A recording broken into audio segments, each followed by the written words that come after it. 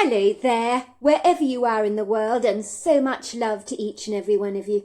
I do hope you're doing really well. I've been waiting for the storm to die down before I tape this the final part of our story tonight, because it's been making a terrible noise in the background and the rain has been just pouring down.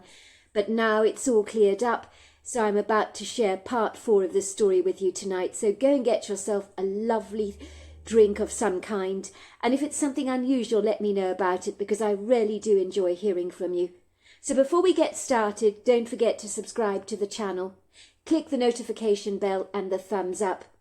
And we're on the final part of our story, where we've got Wren chasing after a stranger who she realised had obviously broken into her house, and she doesn't know what's going on.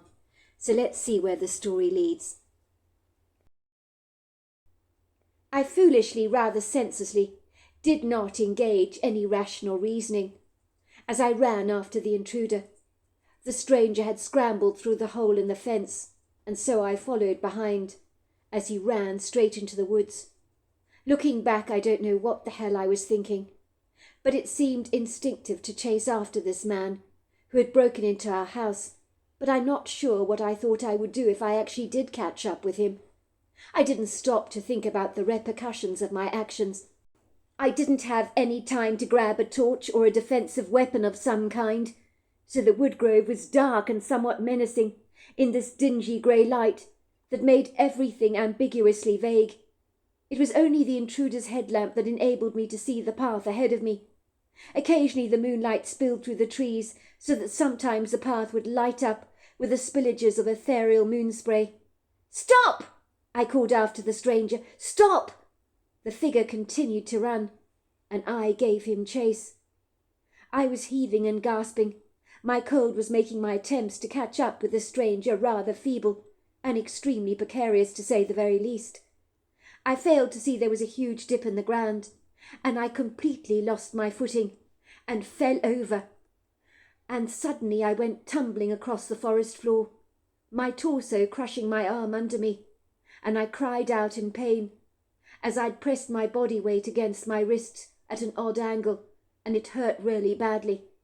Thankfully, by some miracle, I hadn't broken a thing, but the pain was excruciating, and I whimpered like an injured animal.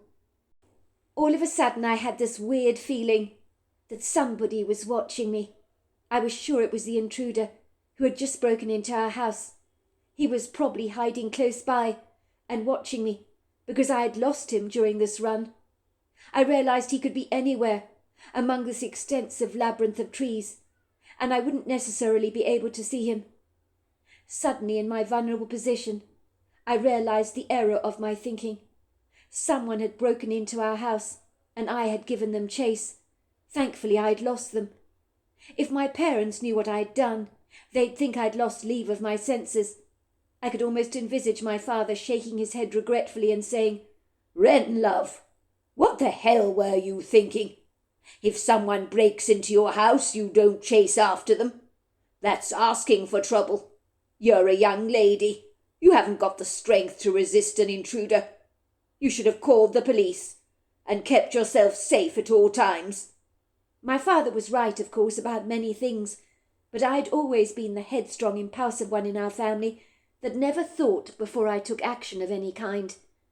I knew very well the sensible thing to have done would have been to call the police and notify them that there was an intruder on the property. Instead, I had behaved completely irrationally by chasing after the stranger and supposing he'd had a rifle on his person, or worse still, a knife. If that were the case, I could end up stabbed to death on the forest floor, as sometimes criminals will do anything to cover their tracks, even if it does mean taking another life, as long as they're not made accountable for their actions. I was cursing myself for being so stupid.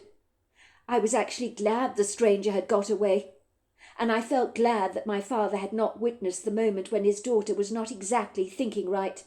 It wasn't one of my proudest moments, you could say. But at least the intruder wasn't around anymore, or at least so I hoped, because I still felt as if something was watching me.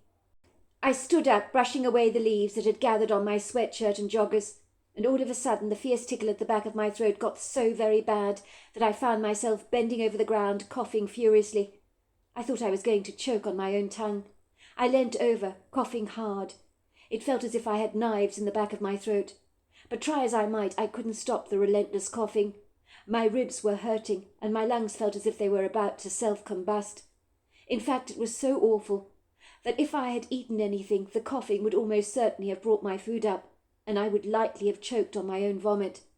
That was when I suddenly felt these two powerful hands on my back, slapping me so hard that I almost jumped out of my skin. The action of my back being slapped, coupled with the shock of the whole experience, made my coughing stop abruptly. I could breathe again. It was such a relief. But it was short-lived, as nothing prepared me for what would happen next. When I turned around, I thought I was going to have a heart attack, for the person that had slapped me hard on the back to help my coughing subside was no other than a male Bigfoot. "You've got to be joking," were the only thoughts going on in my head.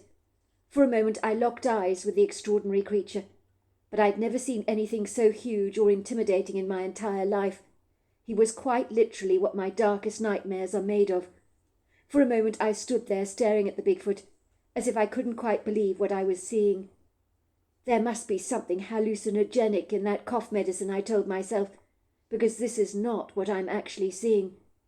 Even though I tried to convince myself of this, I knew what I was seeing was real.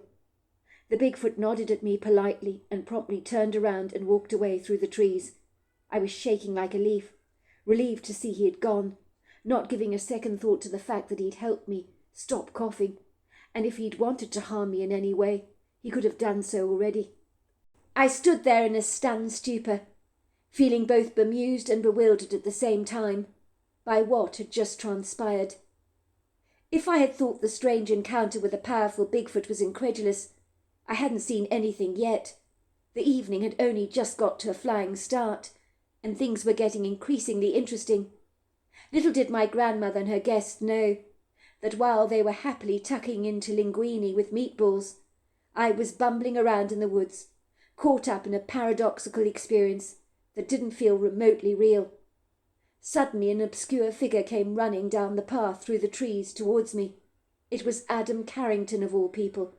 I recognized him at once, but his face looked as white as a sheet, and I wondered if he'd run into the Bigfoot that I had just seen. He looked startled, but what was he doing here in the woods in the middle of the night like this anyway, I wondered. I hadn't seen Adam Carrington in years, but I would have recognized him anywhere. He was as cute as he'd always been, with that boyish face of his that always looked terribly cheeky. "Are you all right, Wren? I heard you crying out in pain and coughing like crazy.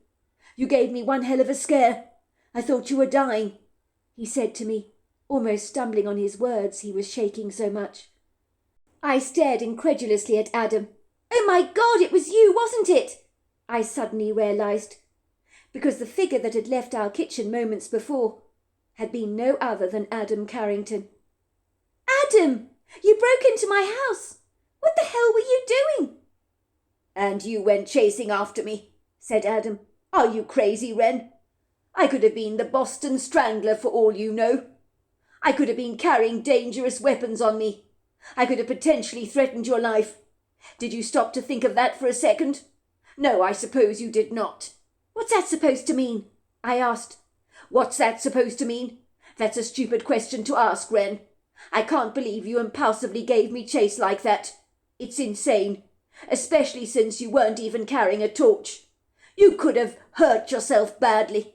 You can't see out here," said Adam, staring at my wrist that I was clutching tightly. So he must have deduced I'd fallen and hurt myself. "I haven't seen you for yonks, Wren, but I can see you haven't changed in the slightest. You've always been eager to take unnecessary risks. Why were you crying out in pain? What did you do to that wrist of yours? You fell, didn't you? I thought I heard a big thump.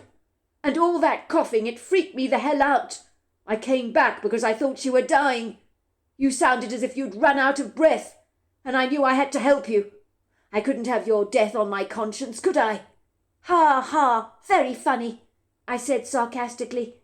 "I fell over, if you must know, and twisted my wrist, and it's your fault anyway, because you broke into my home. And if you hadn't done that, none of this would have happened. Yes, I've got a bad cold, and I had a coughing fit that made me gag for air. But I wasn't dying." "So you're not hurt then? You haven't broken anything?"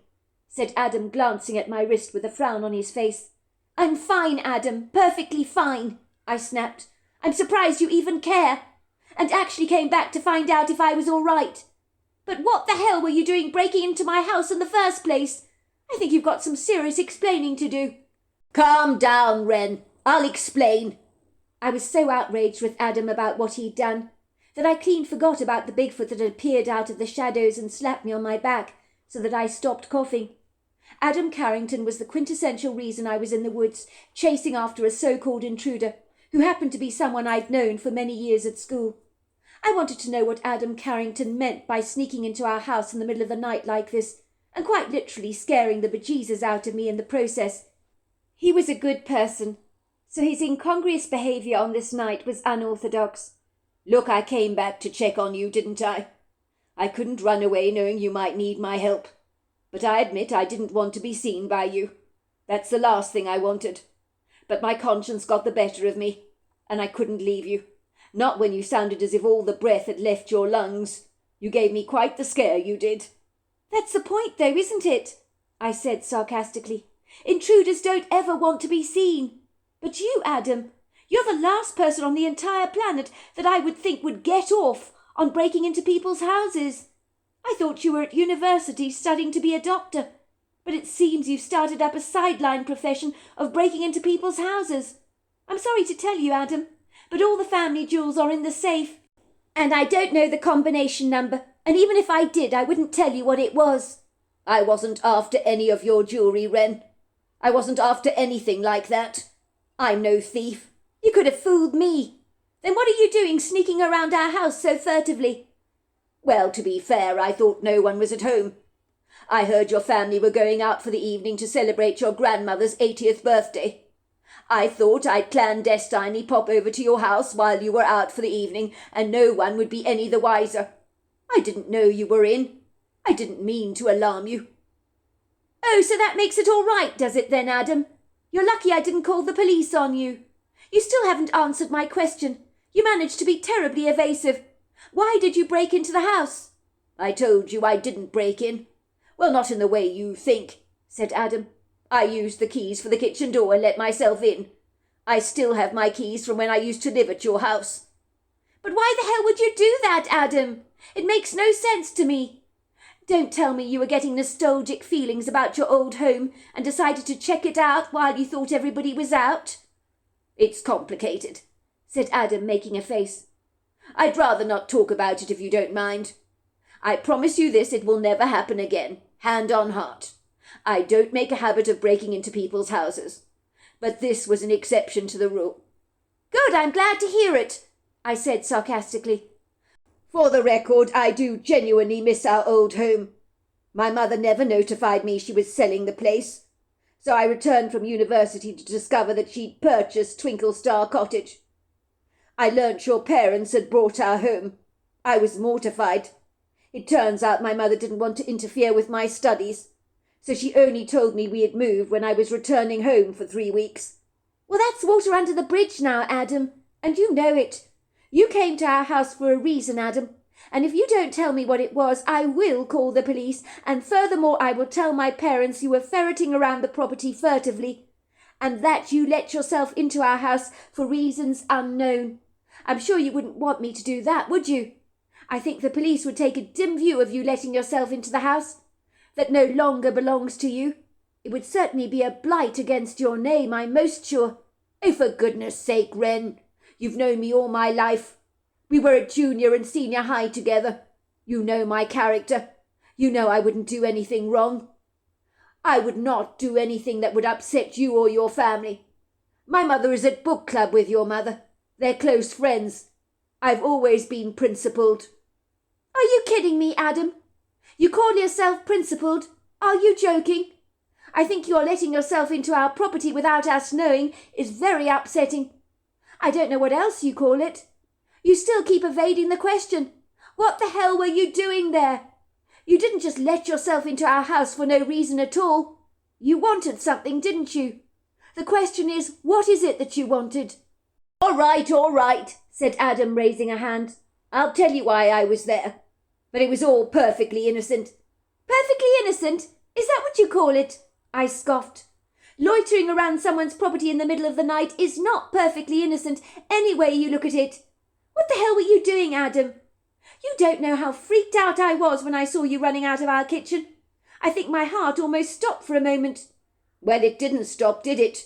Because you gave me chase. If you had left me alone, we wouldn't be here now arguing about this, would we? So you would be none the wiser as to who it was that left your kitchen in a hurry.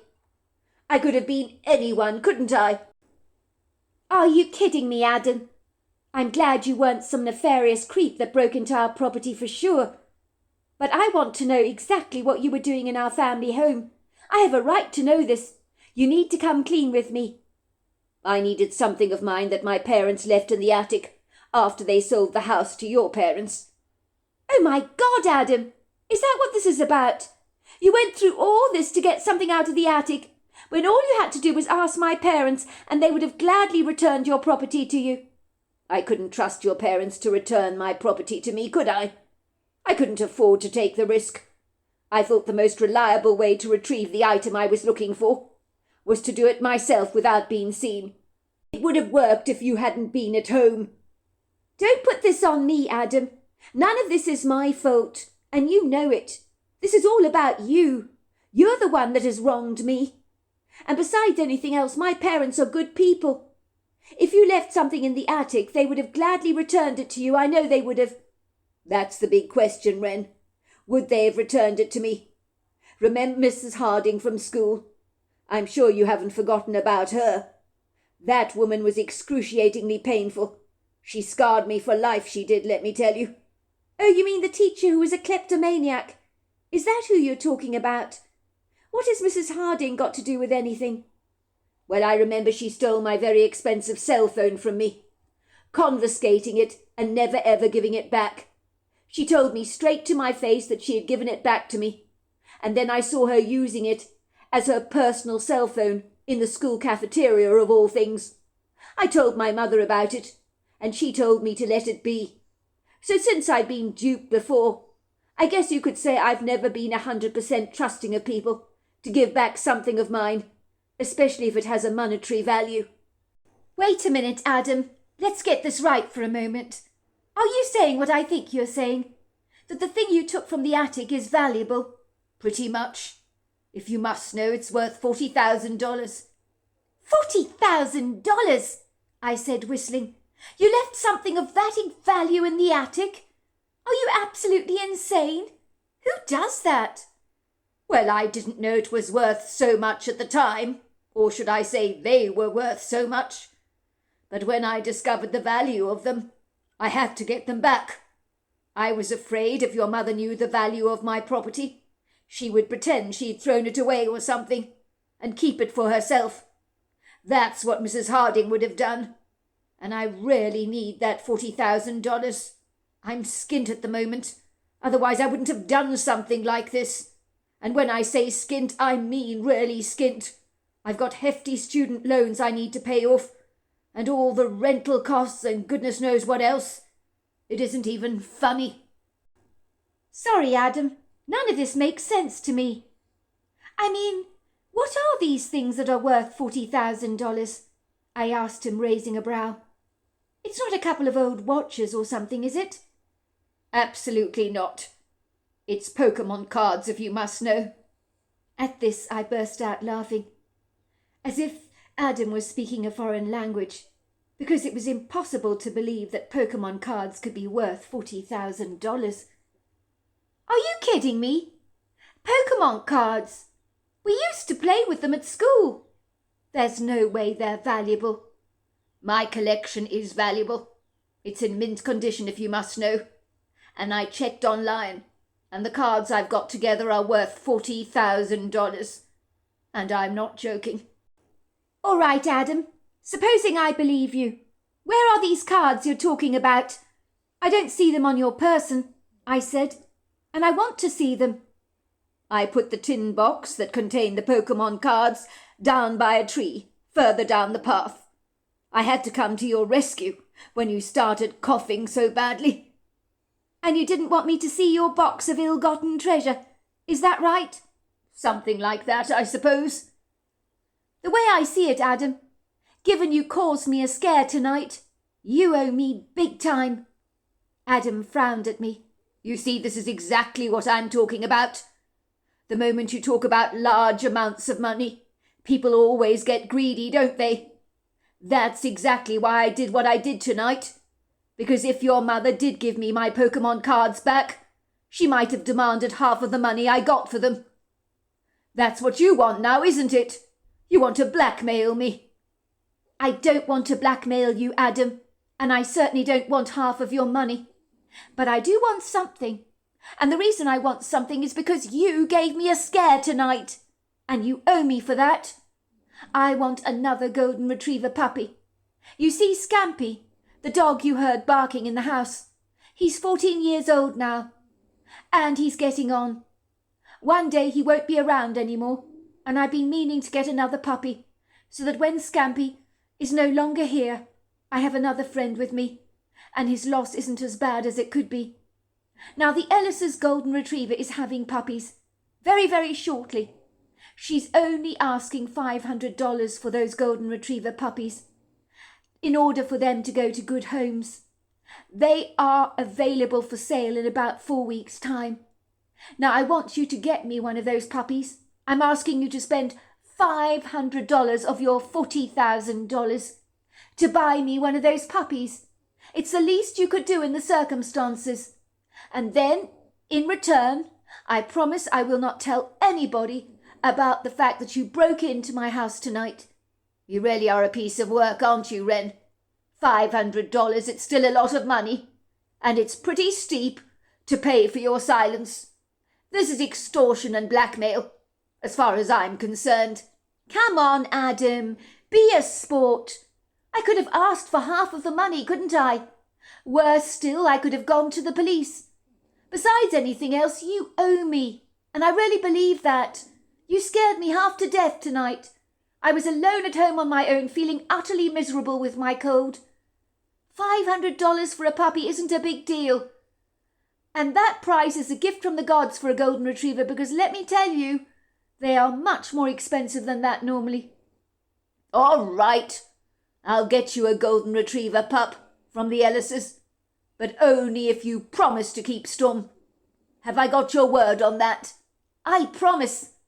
I will keep very quiet. No one will know about what happened tonight. Where are those cards? Can I see them? I asked curiously. Sure, follow me. I'll show you them. I put the box further down the path, by a tree, on the ground not far from here. I followed Adam to the location, and that was when I got the shock of my life, because I could see something sitting there on the ground, squatting, and then I realized to my horror that it was the Bigfoot I'd seen only moments before. I noticed he had discarded all the Pokemon cards, as they were all over the ground. He was admiring the gorgeous bright red tin they had been put in. It was one of those fabulously intriguing tins of a London bus, and was visibly very attractive, so I could see why the Bigfoot was so beguiled by it. I stood there, frozen to the spot for a second. The Bigfoot looked up at us and began to show us the tin, as if it was the most interesting and beautiful thing he'd ever seen in his entire life. He kept opening and closing the tin, marvelling at it, and he seemed to be admiring the colourful exterior, all the while chatting excitedly to himself. And then I heard very clearly in my head the words, "I can put my stones in here. It's very, very useful." I was so intrigued by the Bigfoot that all fear abandoned me, probably because he was being so friendly towards us. I began to interact with the Bigfoot, as if it was the most natural thing in the world for me to be doing. "It's a lovely container," I agreed. The Bigfoot nodded enthusiastically and said something in a language that, for reasons I cannot explain, I perfectly understood. "Kikakwasa paki. I can keep my stones in here. I collect pretty stones." "That's nice," I said. "I do love pretty stones, and I think the tin will be suitable for them." Looking back, I guess you could say the strapping male Bigfoot we encountered was about 8 foot tall, powerfully built, with a human-like face, At first he was shy, but in our presence he grew in confidence, and I realized there was nothing to fear, for this magnificent, noble but gentle creature meant us no harm. I reminded myself that he had slapped me on the back when I'd experienced that horrible coughing fit, which was something I shared with Adam later, of course. All of a sudden we heard a whistling sound in the woods. The Bigfoot responded in kind, because obviously someone was calling him, so he whistled back. He looked at us apologetically as if to say, "I'm sorry, but I need to go now." He nodded and then glided away, and I was sorry to see him leave. "Did that just happen?" Adam said to me, his eyes as round as saucers. "I can't believe we encountered a Bigfoot this evening, but there is no doubt what we saw here tonight." I do believe that our interaction with the Bigfoot seemed to seal a bond between the two of us. Adam gathered the Pokemon cards from the ground. Luckily they hadn't been soiled and remained in pristine condition. Adam carefully tucked away his Pokemon cards into his sweater, turning the sweater into a makeshift bag, as the Bigfoot was now in possession of the tin. I invited Adam back to my home for a hot chocolate. We talked together for ages and ages about the extraordinary Bigfoot we had encountered. "I always thought Bigfoots were supposed to be dangerous," I said to Adam. "But that Bigfoot was such a gentle soul, and I really, really liked him.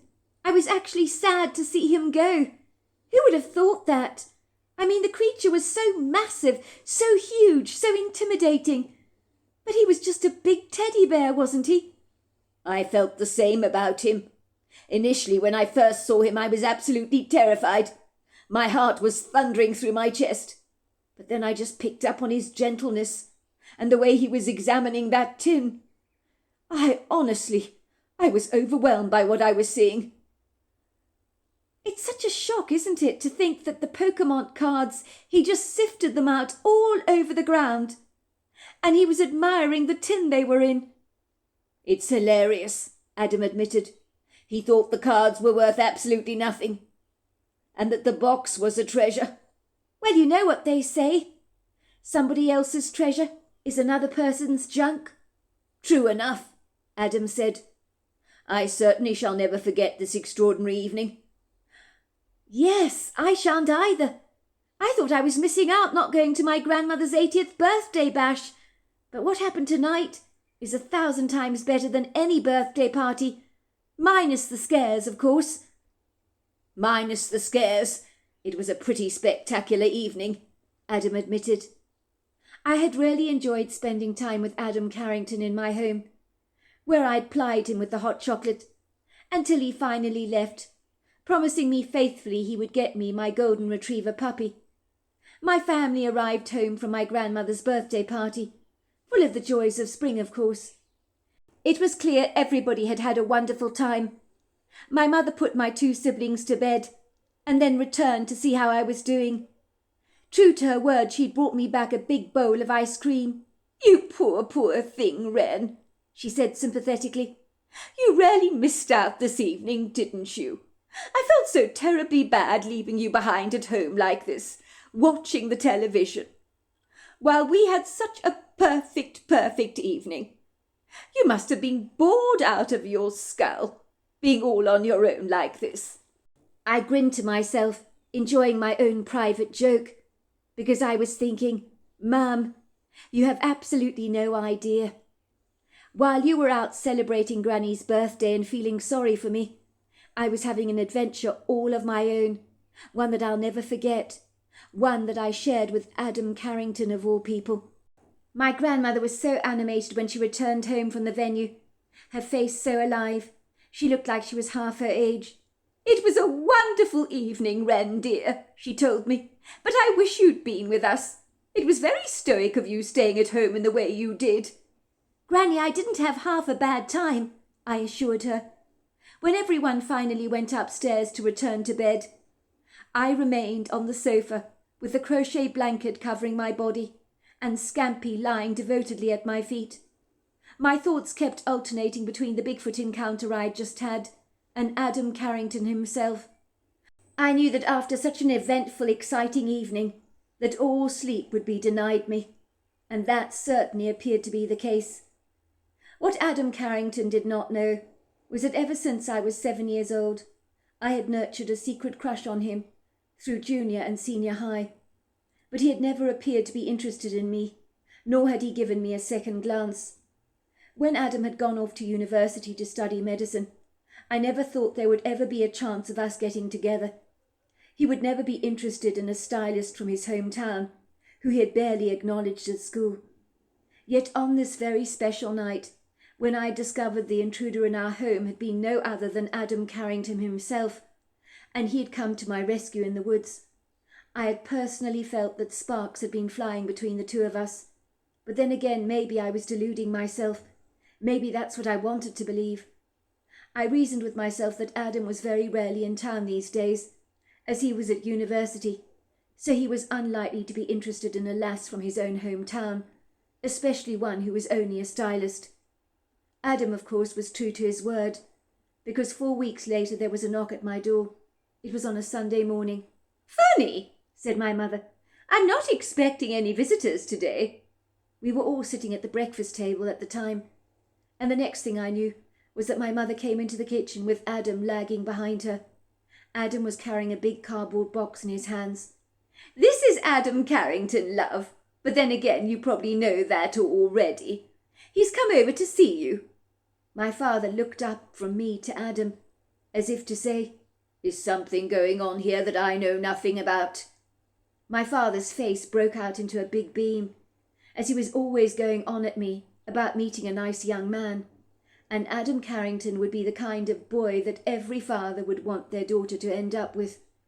Adam handed me the large box, and everyone gasped in astonishment as I looked inside, my face lighting up like a Christmas tree.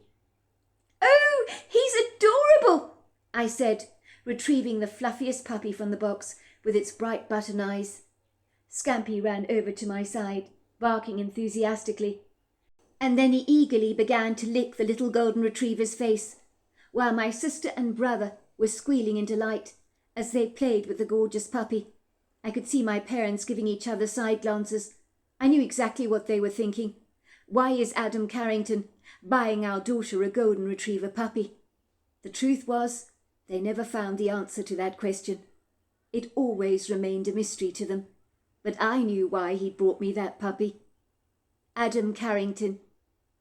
"You bought my daughter a golden retriever puppy," said Mrs. Longlees, looking at me in awe. "What a generous thing for you to do, Adam. My daughter's been talking about getting a golden retriever puppy, and now here you are, answering one of her big wishes like the quintessential fairy godmother." "Oh, it's a pleasure, Mrs. Longlees. Wren told me she wanted a golden retriever puppy, and I thought, why not buy her one?" I never ventured to tell her that Wren had negotiated with me about getting this puppy so that she would keep storm about the night I clandestinely slipped into their house to get into the attic so I could retrieve my Pokemon cards. When I was at university, I thought about Wren a great deal over the course of the next few years. I'd never really given Wren much attention during our school years, but after that night in the woods when we encountered a Bigfoot together, it sealed something very special between us, like an intimate moment you cannot share with anyone else in the world. There was something incredibly special about Wren that I could never get off my mind, and at university I found myself comparing other girls to her, and they never measured up. When I returned from university to my hometown, I began to work at the local hospital there. I was hoping that in some way I would manage to run into Wren, and if that happened, I was definitely going to ask her out. It was actually on a chance encounter in town that I serendipitously bumped into Wren, almost as if fate itself had mapped out this plan to a perfect spiritual alignment. I happened to see a familiar figure walking down the sidewalk with a golden retriever at her side. Wren had just left the hair salon to buy herself a sandwich. My heart had skipped a beat when I recognized her walking past me, without giving me a second glance, because I don't think she saw me. "Wren, is that you?" I asked. Being a hairdresser, Wren often changed her hair colour and style, and on this day she sported a stylish blonde bob. And I couldn't be certain it was her, but at the same time I was sure it was. Wren stopped short in her tracks and said, Oh my God, it's you, Adam Carrington. Fancy that! What are you doing here in town? It's me, all right, I said with a cheeky grin. You're back in town?